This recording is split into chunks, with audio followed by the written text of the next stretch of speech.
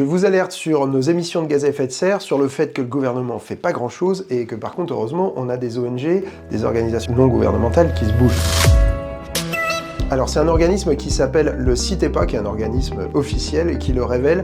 En 2024, les émissions de gaz à effet de serre de la France ont diminué, certes, mais de moins 1,8%, alors que c'était moins 5,8% l'année précédente. Donc en fait, on n'est pas sur la bonne pente. On n'est pas sur la bonne pente parce qu'on a un gouvernement qui fait absolument rien en termes de planification écologique, de transition énergétique. D'ailleurs, le secrétariat général à la planification écologique, son secrétaire général vient de démissionner il y a quelques semaines, et même la plupart de ses équipes. Alors malgré tout, le gouvernement s'est dit il faut qu'on relance le Conseil de la planification écologique qui s'est réuni donc le 31 mars. Ça faisait 18 mois qu'il ne s'était pas réuni, et parmi les quelques mesures qui ont été prises, il y a eu l'idée de relancer le leasing social pour la voiture électrique. En fait, on est en permanence dans ce qu'on appelle un stop and go. On ne sait jamais quelle va être la politique dans les 6 mois, dans les 1 an qui viennent, donc c'est très difficile pour la population, pour les entreprises, de se mettre dans la bonne direction. À Nice, au mois de juin, il y aura une conférence de l'ONU sur les océans. Il y a 111 associations ONG qui ont écrit une lettre pour demander